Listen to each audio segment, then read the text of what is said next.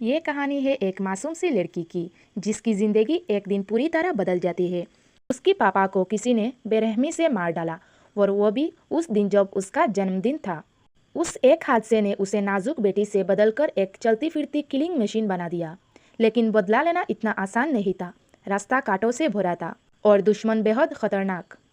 अब सवाल ये है, क्या वो अपने पिता की मौत का बदला ले पाएगी? कहानी शुरू होती है जीहुई नाम की लड़की से, जो हर सुबह एक्सरसाइज करती है और फिर स्कूल जाती है।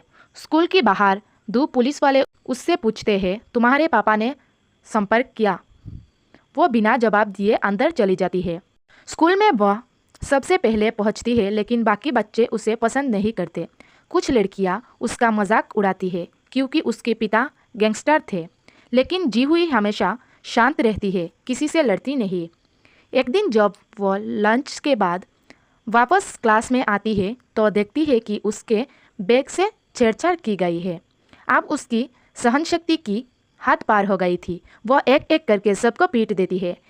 इतनी फीट थी कि किसी ने उम्मीद भी नहीं की थी। टीचर को अपना स्टूडेंट बैच थमाकर कहती है, मैं स्कूल छोड़ रही हूँ।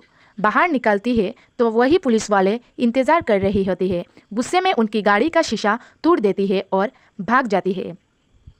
वह नदी किनारे बैठकर पुराने दिनों की याद कर रही है, जब वो अपने पापा के साथ हंसती खेलती थी। वह गिफ्ट और केक जो घर के दरवाजे पर रखा था उसे भी अनदेखा कर देती है। उसी रात उसके पापा रिक्स लेकर उससे मिलने आते हैं, लेकिन तभी कोई आता है और उन्हें गोली मार देता है। जो हुई दरवाजे के अंदर से सब देखती रहती है, लेकिन उसका कुछ कर पाना नामुमकिन था। वह कातिल का चेहरा तक नहीं देख पाई। फ्यूनरल के दिन शहर के सबसे बड़े माफिया चायजिन आते हैं। जीहुई गुस्से में पूछती है, क्या आपको पता है पापा को किसने मारा? चायजिन कहते हैं, तुम्हारे पापा मेरे भाई जैसे थे, एक सच्चे आदमी।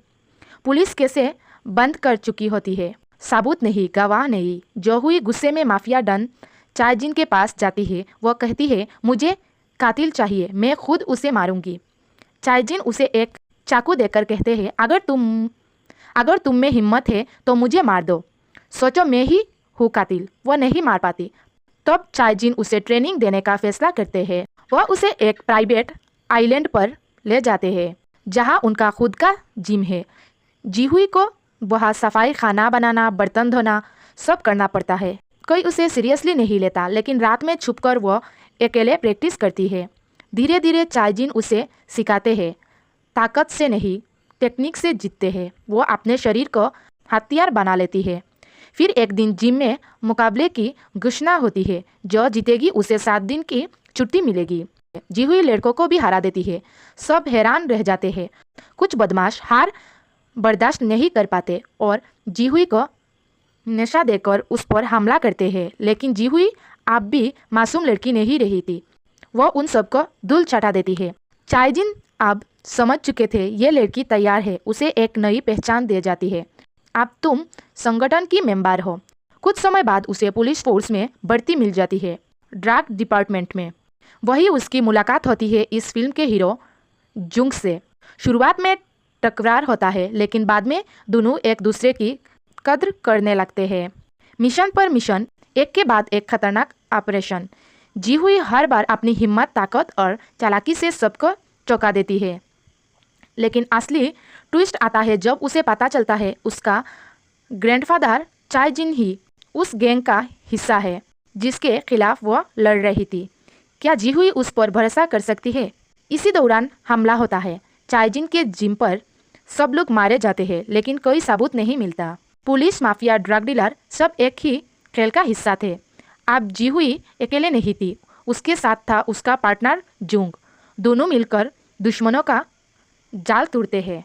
आखिरकार गुंग जियू जी को भी जीहुई पर हमला कर चुका था। सामने आता है, एक भयानक लड़ाई होती है, लेकिन इस बार जीहुई किसी को नहीं छोड़ती। एक आखिरी गोली, एक आखिरी फैसला, और कहानी वहीं पर एक नया मोड़ के साथ रुक जाती है। अब सवाल उठता है, क्या जीहुई को अपने पापा के असली कातिल का पता चला? गुंग जियू मरने से पहले किसकी बात कर रहा था? क्या जीहुई का ग्रैंडफादर चायजिन उसका सबसे बड़ा दुश्मन था? इन सभी सवालों के जवाब जानने के लिए पार्ट 2 का इंतज़ार कीजिए। वीडियो पसंद आया है तो लाइक, सब्सक्राइब और शेयर ज़रूर कीजिए।